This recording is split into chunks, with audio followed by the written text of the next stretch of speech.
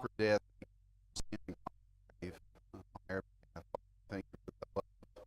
We thank you. We thank you. The wonderful Jesus. Allow that. Father, we thank this thing just that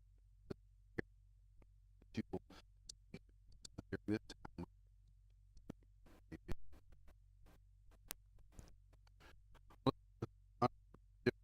This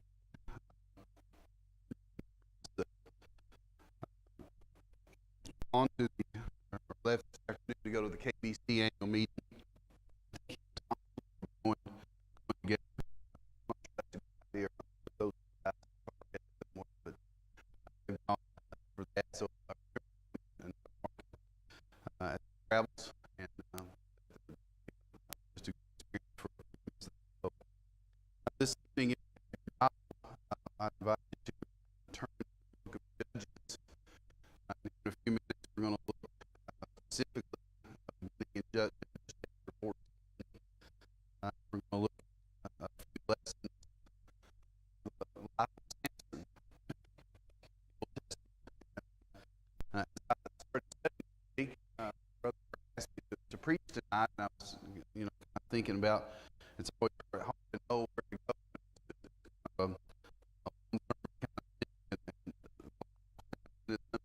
It's been several weeks looking at all the lessons that you can find there. I think there's some things that you can do for you, a familiar story, and pull out some news have this passage. About I guess maybe the word to mind would be the word potential. When you look at Samson, you think about all the potential that he had. And as a young lad growing up in school, I can remember the Bible stories of Samson, and you grow up and it's like, oh, he's really strong. He's able to do all these amazing things. And then you look older, you read more to that story, and you realize that he did a lot of amazing things inside of himself, rather than without of him. And in many ways, God used Samson despite Samson's things that he does that recognize, but we see God working powerfully through him. So, I was thinking about high school yearbooks. If you want to break high school yearbook, look at years ago, that is. It's about 30 something years ago when I was in high school, and you look at those what we call the senior hall. You've got best looking or most popular, most academic, and these days they be more, most likely to get arrested. It's funny things that they put in Hall of Fame now as compared to maybe what they do is most likely to call and things like that. Back then that's kind of really big deal of what you were senior Hall of Fame, and the thing that people really like to get was most likely to succeed. Be a picture of who's the person in the senior class 20 years from now that's going to be the guy and the gal who's most likely to succeed. That thing to get. And you think of Samson, if he didn't have a high school book, he would be probably born in Israel during this whole time. Samson would have been most likely to succeed. And we see that from the very beginning of his life. We're going to be looking in chapter 14. Chapter 13 gives us this birth of Samson. But when we think of Samson, he's one of these that we had. And sometimes when I look at him, we look at ourselves, I can say, well, Samson reminds me. Not big and strong things, but sometimes we can be our worst enemies in what we do, the way that we approach things. And in many ways, Samson was often the worst enemy. It was almost like to have these computer viruses, and I think they've just about eliminated this particular virus where the biggest nightmare you could have would be to be putting the finishing touches on your 50-page essay or something, and all of a sudden the whole screen kind of turns to start to itself. And that was a virus that actually happened to people sometimes. What a horrible thing. And it's almost a picture of sympathy. He's got a virus. His problem is not that he doesn't have the strength to deliver Israel. The problem is that he's eternally weak, and he's always sabotaging himself. And and I all feel like that sometimes. Looking back at chapter 5, why did I just done that? Why did I have to say that? Why did I have to react this way? All of those kind of things. And so what I want us to see tonight is that in the life of Samson, that we could honestly, one theologian or commentator said, often when you get up in the morning and you look in the mirror, you may be looking at the greatest king through the dimension of the kingdom of God, in that we don't follow and do things that God calls us to do because we sabotage what we should do for the Lord. We may be looking at the greatest of what God wants to do. And so, what I'm seeing now is the story represents so much. It's a story that speaks to us, but Old Testament scholars point out that Samson was supposed to represent Israel. Because he lived at the time of the judges. It was, Joshua had come in and the Israelites came into the promised land. This was before the time of the kings. And this was that time in Israel, at the last verse of Judges, that everyone did what was right in his own eyes. The time that Samson was living. And he's supposed to represent all of Israel. The author is pointing out some parallels we see between Samson and Israel. Both were brought to the world through a miraculous birth to an older couple. We have Abraham and Sarah, who were the beginning of good people, a miraculous birth with Isaac. Here in Judges, we have Noah, his name, and Samson's mother is unnamed. But they have this miraculous birth that was promised even from an angel. For both, God took something weak and made it incredibly strong. Both were given a special law code that was supposed to separate them from the nations around them. Samson is right, and you've probably heard of the Nazarite and studied that at some point, but basically three things. He was supposed to cut his hair. He was not supposed to have a dead body.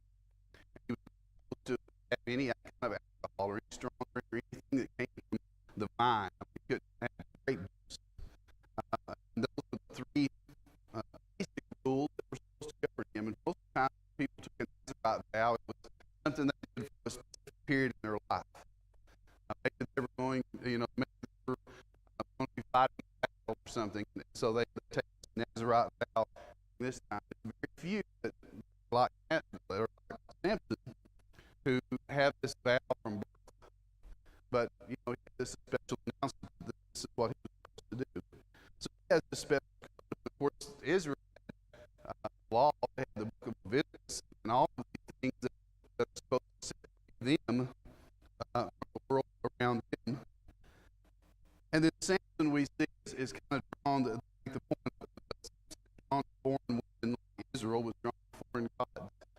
You see this parallel between the life of Samson and the life of Israel as a whole. Samson's story tells Israel's story. I think tonight we can probably share our story in this as well. A little bit about Samson's birth, as I've mentioned, his mother and father were, she was barren, and the angel comes and announces that she's going to have a child, and he's going to be a Nazarite, and all of these things. And so, we see the miraculous birth of Samson coming into being, and the word potential. I mean, the sky's the limit for this kid. to be wildly successful. But I want us to look in chapter 14.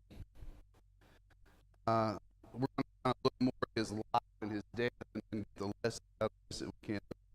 The first story of Samson's adult life opens up with him informing his mom and dad that he wants to marry a Philistine girl that he's seen in town, which is not what he's supposed to do. Chapter 14, starting in verse 3. His father and mother said to him, "Is there a woman among all our people that he must go take a wife from uncircumcised Philistines?" And this is not a racial thing that's going on here, that he's supposed to marry someone who shares his faith, that's of the Israelite faith. Samson said to his father, "Give her from me, for she is right in my eyes." That's the same verse we see at the end of the Testament as everyone right in Christ. It says, "She's right in my eyes." The New King James Version says, "She pleases me well." That's the way it's there. And if you had to boil Samson's weaknesses down to one, I think that would be Samson's primary driver in life is what pleases him. And he's really for himself and what he wants to do. He's not going to let anything in the way of what he wants, and he's always going to follow and do what seems right to him.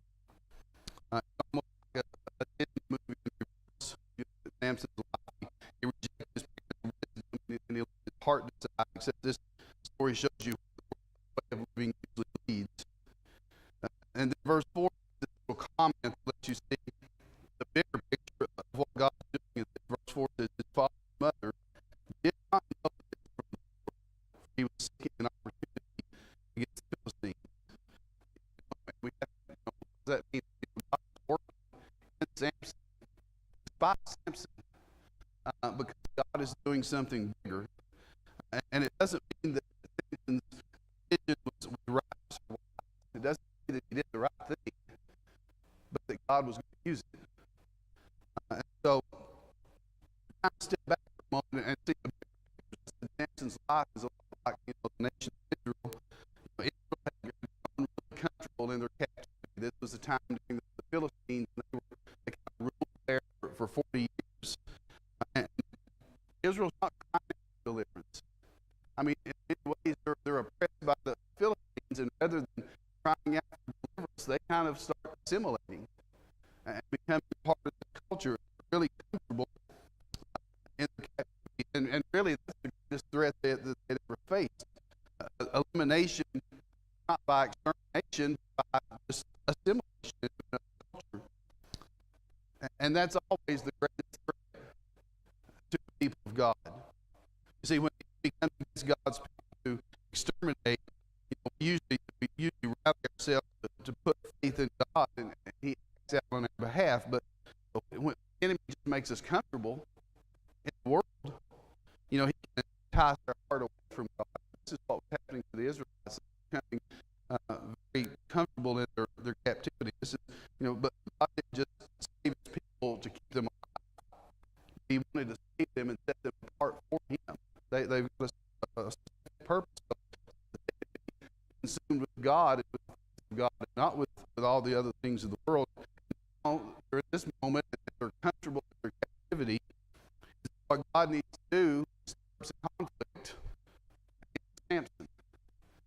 And all of his shortcomings and things that he does, God is still going to use him to stir the people of Israel to rise up against this captivity.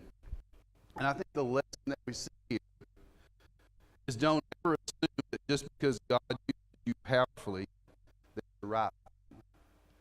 And don't assume that just because God uses someone powerfully, that they're right with Him. We see this over and over in the world. God is using this person to do all these, they must be right with God. And they must be doing everything right, all these things. And then some moral failure comes up. It's like, well, they weren't right with God, and they weren't. But in spite of all these things, in spite of their shortcomings, God is able to use them. And we see it. But the lesson is, don't just assume just because God uses something powerfully that him. So, before we move on, we can kind of see how, God can do that in our lives. Our heart can get too far away from the Lord, and we start following the things of the world, and we get enticed by popularity or comfort or riches or whatever it is, and so God stirs up trouble in our life to bring us back to where we're supposed to be. God sends us along to remind us of who we belong to and where our hearts belong. We need to be assured that just like Samson, there's not one stray molecule in the universe that God is not using for His purpose and the completion of His purpose in this world. So the next episode that we have here, in the Samson story, he's decided he wants to marry this Philistine woman. His parents tell him that's not what he's supposed to do, but he's like, she's the one I want, that's what I'm going to do. The next episode is the lion and the honey incident. And it goes like Samson throws this party for his upcoming nuptials, for his upcoming wedding, and then this big party that he's going to, where he's going to end up drinking a lot of alcohol, which is not supposed to do as an right. And a few days before the party, a lion caused a lion, this lion attack. We have this great line, Judges 14, verse 6. Then the Spirit of the Lord rushed upon him, and although he had nothing in his hand, he tore the lion in pieces as one tears a young goat. I find that fascinating because it's like, Samson tore that lion to pieces just like I would tear a young goat to pieces.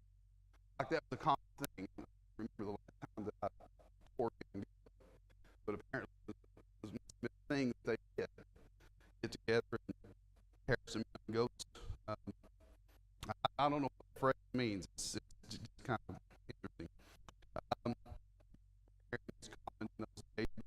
Whatever it is, Samson, he tears this line. And a few days later, he's passing by the carcass of the lion that he's killed, and he notices that there's a beehive in the abdomen, which sparks an idea for a riddle.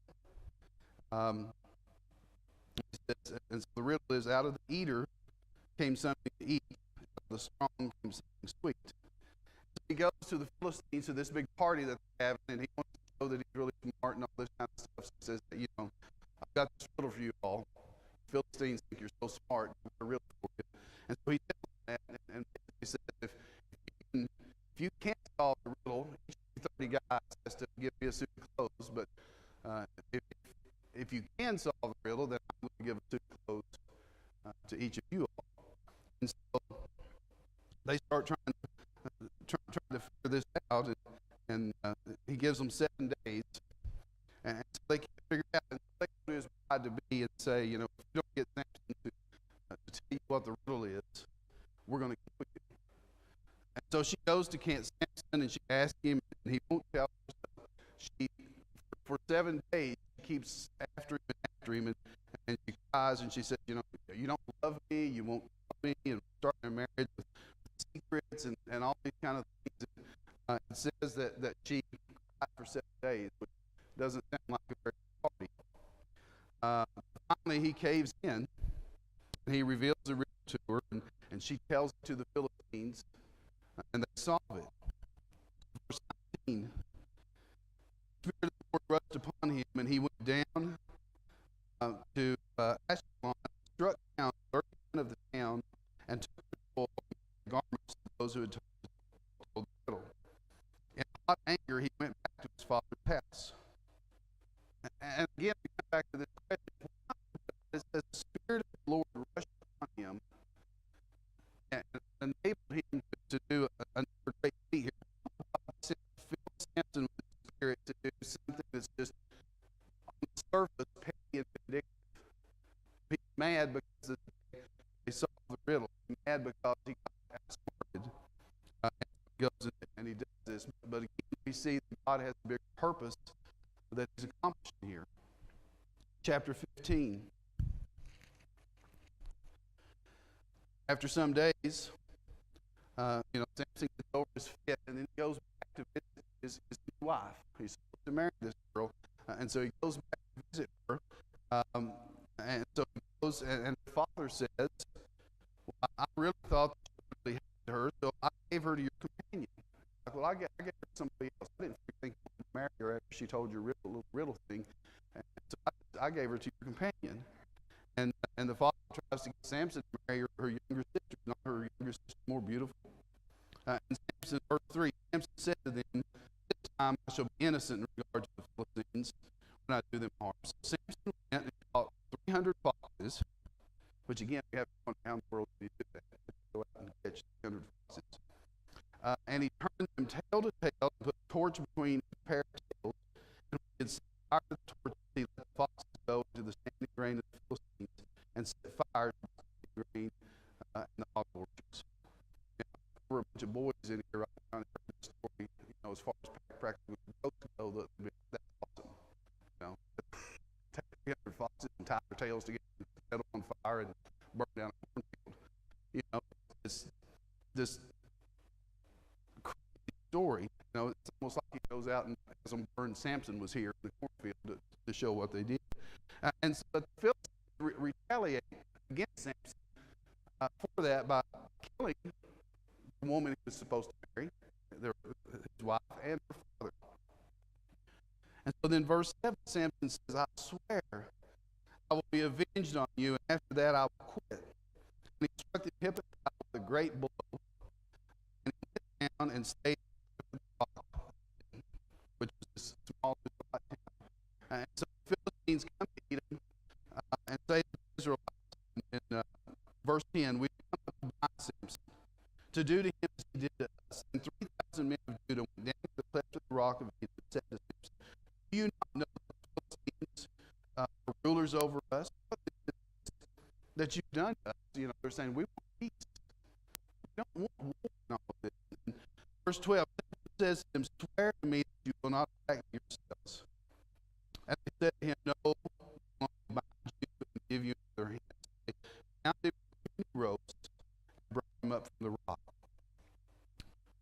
And then the Spirit of the Lord rushed upon him, and the ropes that were on his arms, his axe that caught fire, and his bonds melted off his hand. And he found a fresh jawbone of a donkey, and with it he struck down 1,000 men.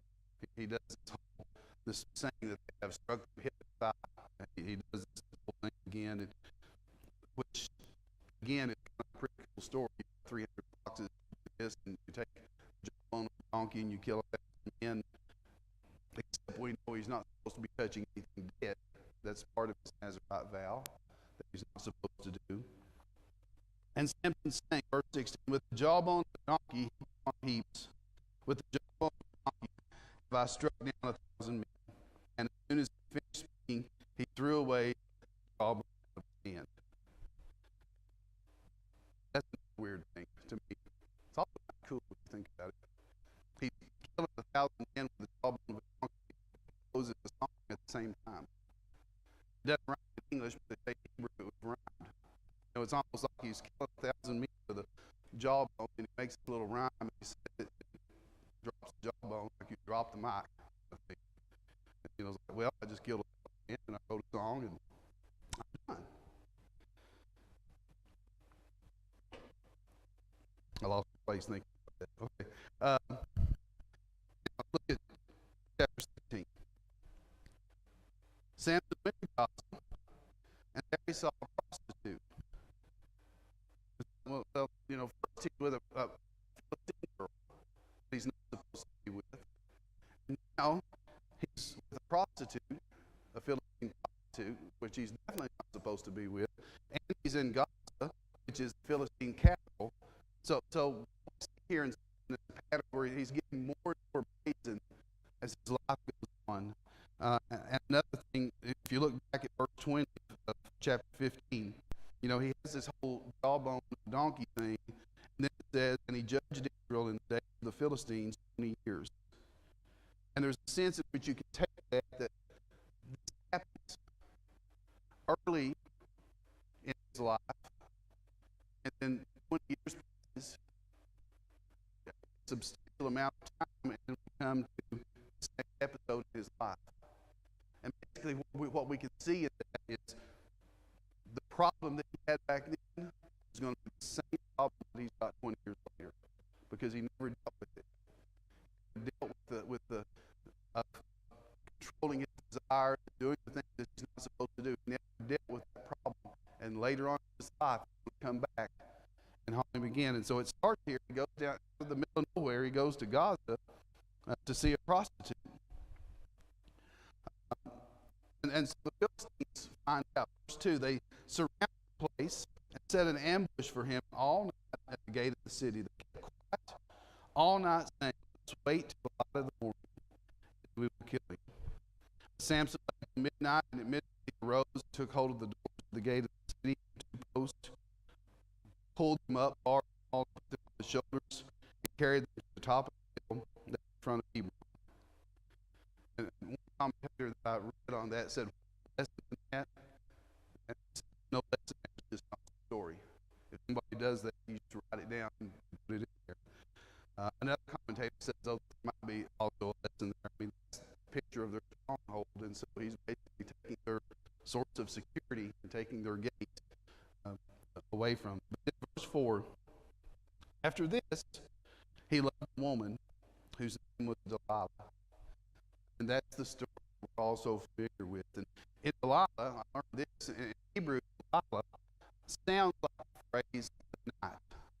And if you go back to the opening verse of this chapter, you see that the word night keeps appearing in this. The night, it turns out in Hebrew literature, represents darkness.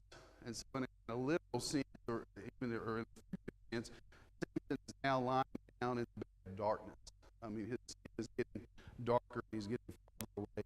Verse 5, the lords of the Philistines came up to her and said to her, "Seduce him and see where his great strength lies, by what means we may overpower him. We may bind him and humble him, and we will each give you 1,100 pieces of silver." So the Bible says, "Samson, please tell me where your great strength lies, and how you might be bound that one could subdue you." Samson said to her, if they bind 7 fresh bowstrings that have not been dried, then I shall become weak and be like any other man. And so he lets her bind him with these bowstrings.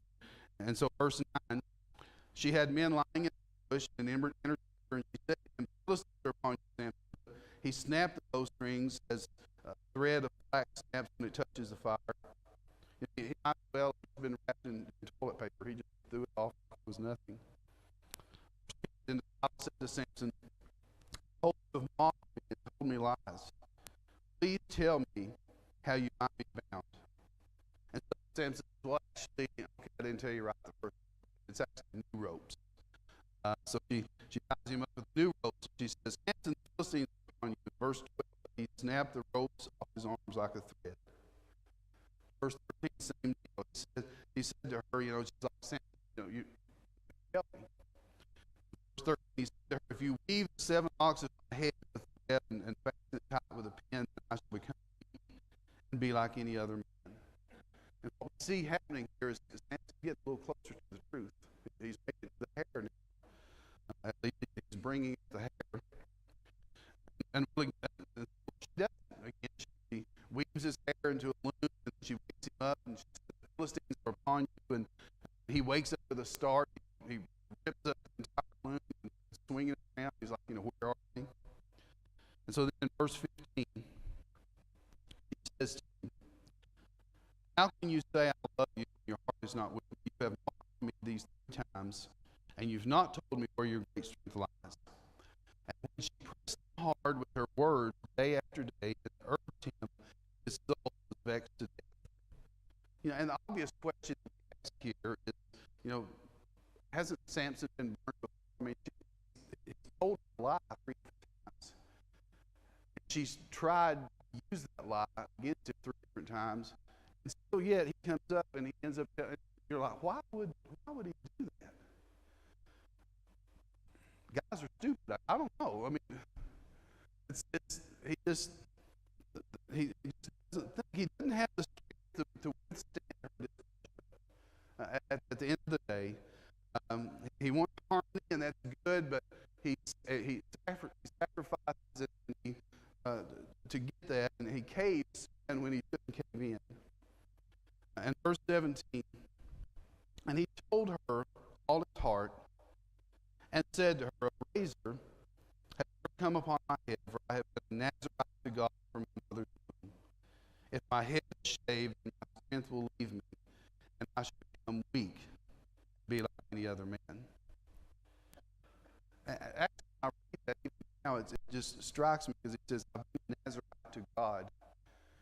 If you look back at everything we have here, we don't see any evidence really in his life other than these, physical feats that he does of him following God and striving to follow that code.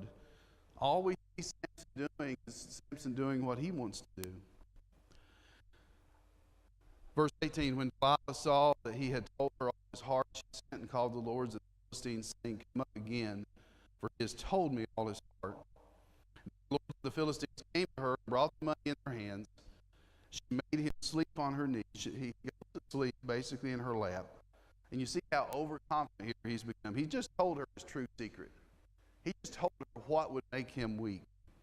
And he falls asleep in her lap and doesn't even think about it. No worries. He's confident that the strength will never leave him. But we know God's about to wake him up here. He called a man and had him shave off the 7 locks of his head. Verse 20, and she said, the Philistines are upon you, Samson. And he awoke from his sleep and said, I will go out at other times and take myself free. He did not know that the Lord had left him. Like Israel, he didn't know that he needed deliverance. Israel, we see over in the stuff that they do during this time, they didn't even realize that they needed to be delivered. In the time put into captivity, they didn't realize that God had left them. To me, personally, that's one of the saddest verses in the Bible. Is that right there. He did not know that God had left him. That's a scary place to be if you think about our lives. And I think about my life, and I would hope, that I would know. You think about a little kid. If you take a kid to an amusement park or something that's fun, they just want to go, and all this stuff. And if you're not careful, if you don't keep a hold of them, they'll just keep on going. And then turn around and realize that mom and dad aren't anywhere to be found. It's the same thing that we can do in this world. If we take our eyes off of what we're supposed to do, you turn around and there's nobody there. That's what happens to Samson here. To think that you can be a Nazarite, to think that your whole life has been dedicated to God from birth, and you've had the strength of God all the way through. If I was able to do some of this, I think I would notice that, that I was able to pick this up and do all this kind of thing. But at this point, he doesn't even realize that God's not there, that God has left him. I don't know, that's just, that verse always just hits me so hard to think about where he's gotten to here.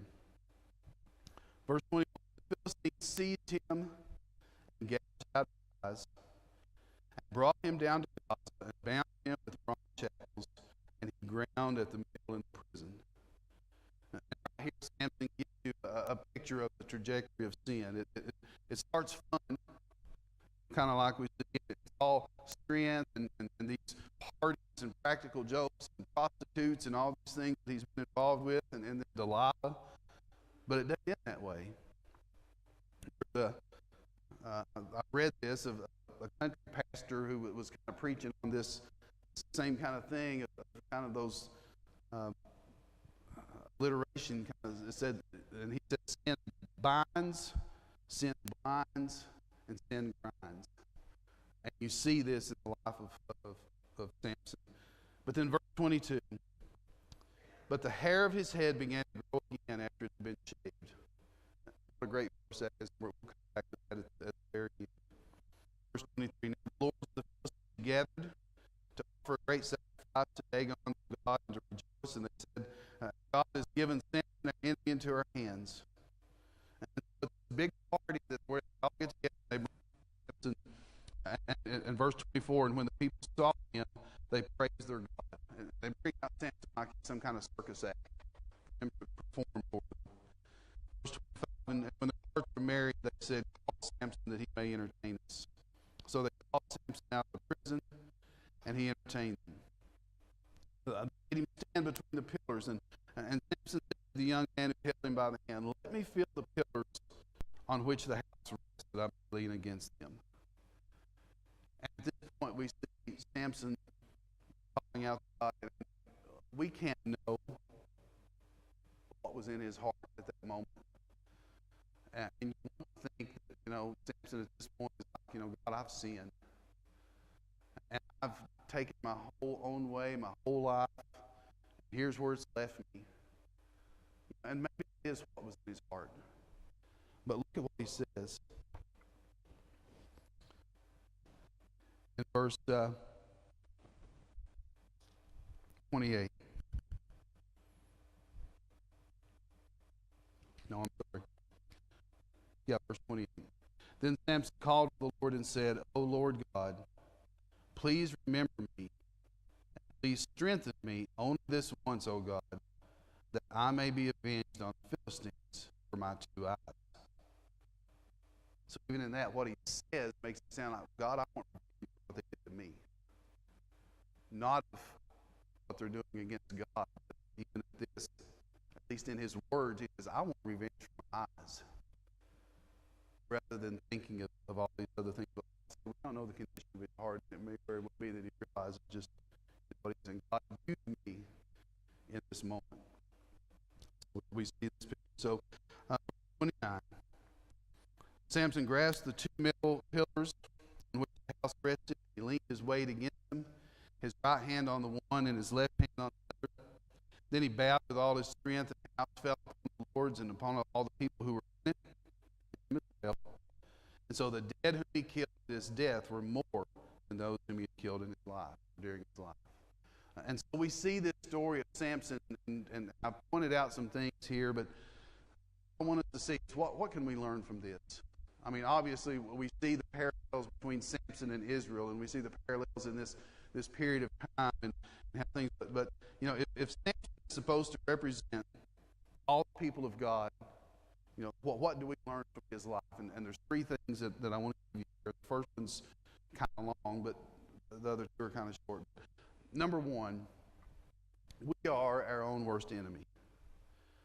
The problem was not that God didn't give Samson the power and the strength and the grace and the blessing and everything that he needed. He got all that. The problem was that Samson sabotaged it all. And we can do the same thing in our life. And we can break Samson's weaknesses down right here. There's 5 weaknesses where he's his own worst enemy. And the first one is he was impulsive. We see this all the way through his life. Samson's driven by his lust. Samson's driven by his stomach and his hunger. He's driven by his anger. And that one thing can wreck your life if you let it. And we can see how it wrecks Samson's life here of being so impulsive. You may have heard of this. Years ago, there was researchers at Stanford University did this thing that was called the marshmallow test. And they took a bunch of 5-year-olds and they put them in a room, not at the same time, but there was a table in the room and there was a marshmallow on the table. And they told them, you can have the marshmallow, or you could wait an unspecified amount of time. We won't tell you how much time it is, but if you wait an amount of time, and if you won't eat that marshmallow, then you get 2 marshmallows. And so they wanted to see how these kids would react. So they go through this, and some kids, so that they divided them up into groups. You had the marshmallow grabbers and the marshmallow waiters, more or less. And some kids would go in, and they 2 seconds, they grab the marshmallow and eat it. Others would wait it, and they commented on the different coping mechanisms that they had. Some kids would just kind of sit there and stare at the marshmallow, and some of them would walk around the table and look at it. Some of them would pick the marshmallow up and throw it against the wall and all this kind of stuff. It said even that some of them would lick the table next to the marshmallow, as if somehow the flavor, I guess, would come through the table. So they divided these kids up into these groups. The ones that couldn't wait, and the ones that were willing to wait for something better. And they tracked them for the next 20 years. They looked at their lives and how they turned out and all this, and they said it was amazing that there was no other predictor in their life so much more than that kind of predicted what became of them. That over 1,000 kids, over 4 decades, as they did this over and over, because they did it again and again to kind of validate these results. And the scientists said that the one factor that mattered more than any other on your health, material wealth, relational harmony, was impulse control. Could you control your impulses? It was more significant than social class or wealth or family or IQ or anything else, was impulse control. And we see Samson here, he has none. He didn't have it 20 years ago, and he didn't deal with that, and 20 years later, he still doesn't have it. Proverbs 25:28, Solomon says, a person without self-control is like a city with broken down walls. It leaves you defenseless before the enemy. Anybody can just come in and take whatever they want. If you're impulsive and you have no self-control. What's your primary criteria in major decisions? Is it that it pleases you, as Samson did, or if it pleases God? You know, you have to decide if you're going to be, are you going to be spirit-led or desire-led? Because you can't be both. You cannot be desire-controlled and spirit-led at the same time. The Apostle Paul says you're either going to be controlled by the lust of the flesh, or you're going to walk in the Spirit. You can't do both. And we see what happens to Samson as a result of that. So he's impulsive. Secondly, he's compromising. He treats the commands that God gave him casually. He compromises in all these areas of his life. We focus on the fact that he gets his hair cut because that's when he loses his strength. We see all these other places in his life where he wasn't taking God seriously.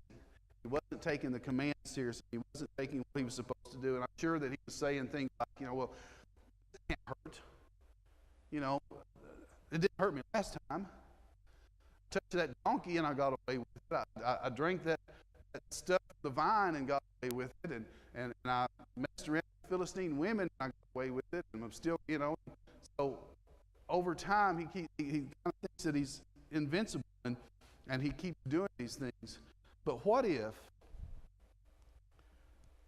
the harm is not in the action itself, but it's in driving out the presence of God in your life, which is ultimately what happens to him? What if the harm is not that he touches a jawbone, or the harm is not that his hair gets cut, but maybe the harm is that along the way he allows God's presence to completely lead him, and as we kind of pointed out, that he didn't even realize it. What if you can compromise all of these things? That he didn't mind breaking them and all of these things. He touched dead things all the time.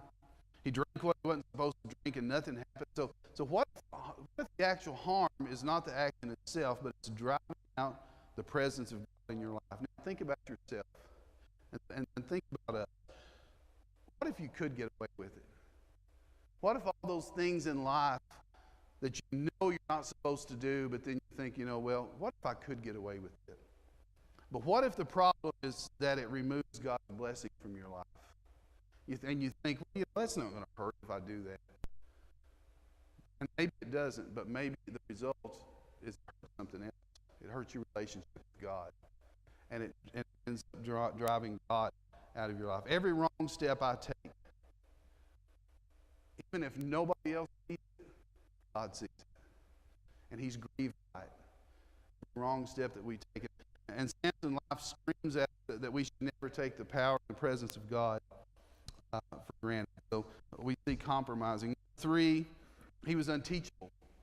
No one could persuade him. No one could speak into his life, which goes along with number 4. He was, if you look about it, you think about it, Samson was a loner.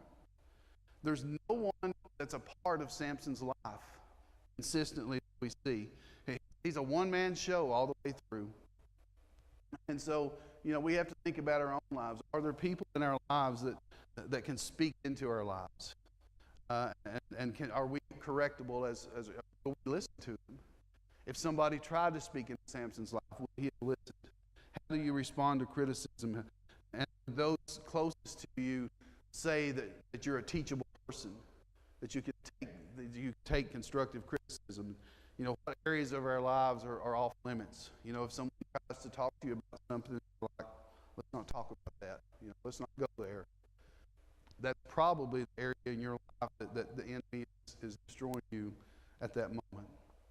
Proverbs 18:1, Solomon again said, an isolated man will always begin to serve himself.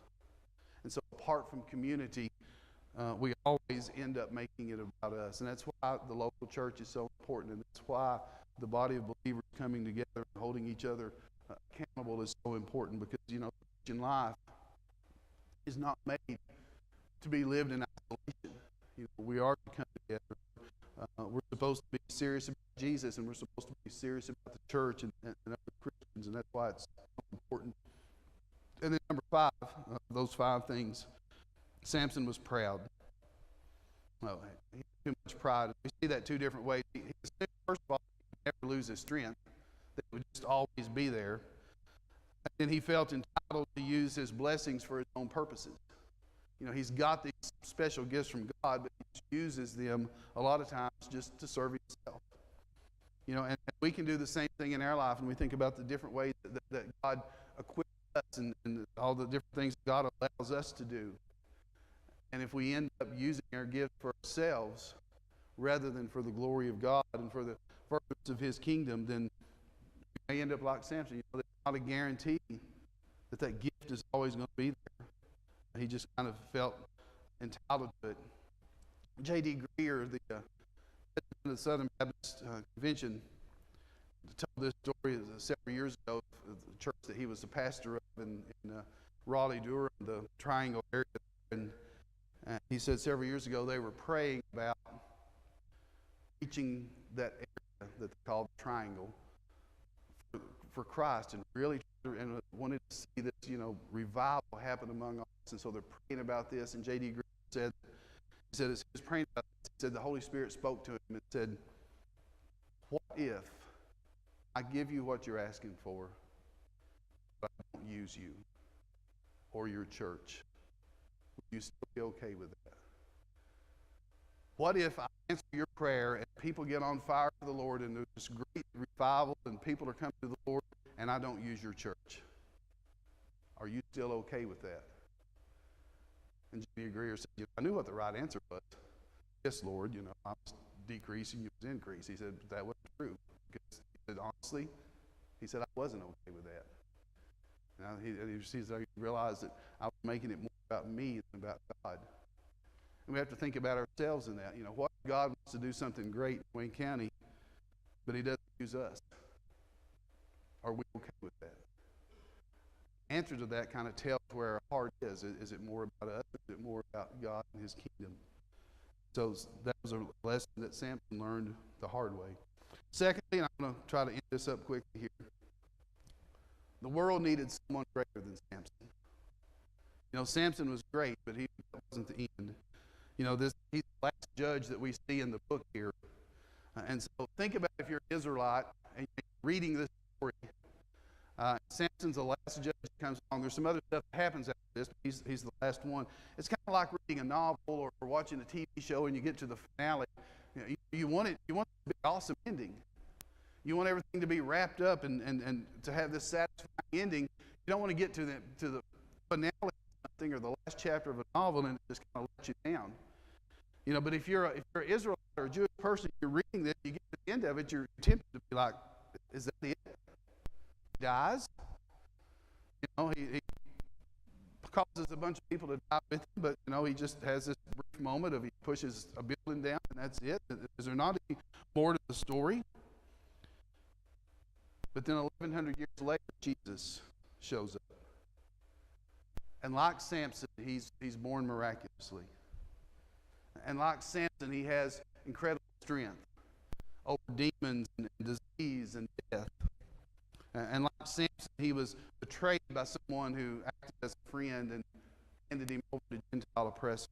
Like Samson, he's chained and he's tortured and put on public display to be mocked. we see the same story. Like Samson, he dies with his arms outstretched. And through that death, when it looked like he was defeated, he actually ends up defeating the enemy. But unlike Samson, Jesus was not put in chains for his sin. He was put in chains for my sin, and your sin, and the sin of the world. You know, Samson was a strong man made weak through his own sin, but Jesus was the mighty God who voluntarily became weak to save us from our sins.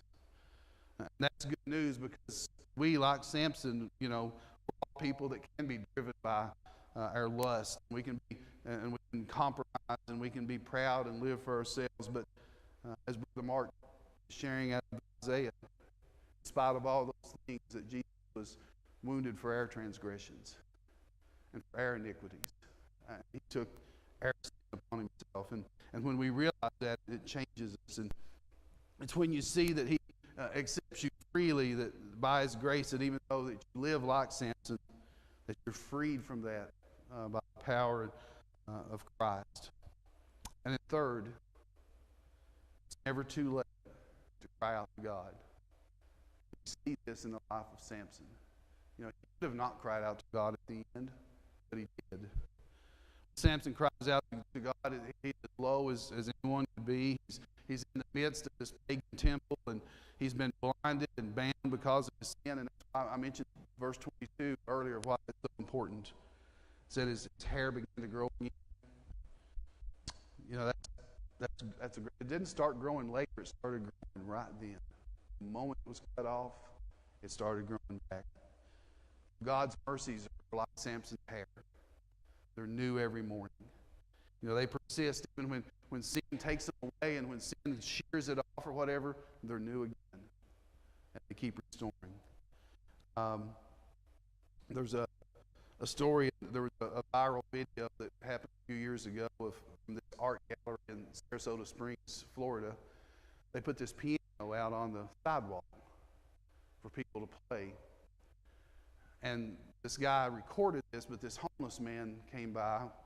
He starts playing this piano, and someone recorded it, put it on YouTube, and people were just amazed. He was playing "Come Sail Away" by Styx on the piano, and so people start watching this video and learning about this, and the story kind of comes out. It was he was a classically trained musician, and he had gone to college, had a scholarship in music. He could play all these different instruments, but he was an ex-Marine who went into depression when his wife committed suicide.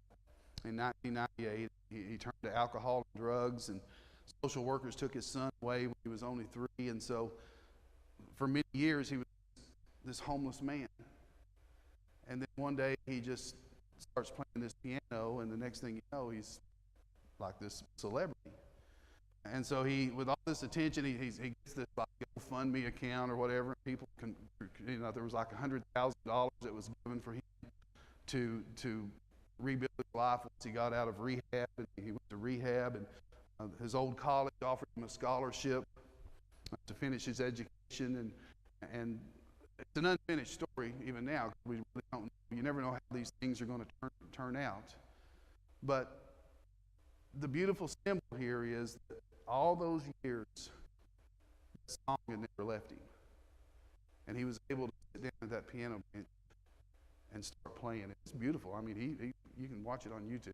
Type in "homeless man play piano" or something like that. It's amazing. But all those years and all the things that he went through, that song was like still in there. And it was still playing in his mind. And he started to play it again, and it kind of brought everything back. And it's the same thing that we kind of see here with Samson. I mean, his hair starts growing back. It's still there. God's mercies are with you.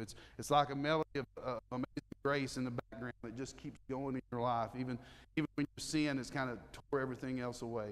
You know, I can't tell you how the story ends. I don't know how the story will end for that guy, but that's what can happen when we turn away and we embrace, when we turn away from the things of the world that's led us away, and we embrace God's amazing grace. Well, I hope there's been some things here that ring true for you tonight. I know as I studied for this, it certainly did for me in the different lessons. And like I said at the beginning, that's the story of Samson is something you could go in depth and really spend a whole lot of time. But I just wanted to try to pull out a few lessons from that tonight. So, well, let's have a word of prayer, and let's stand and have a word of prayer and be dismissed. Pray for Brother Mark as he's away at KBC, and for all the folks that are facing things this week. Let's lift him up in prayer tonight. Tim, would you dismiss us tonight, please?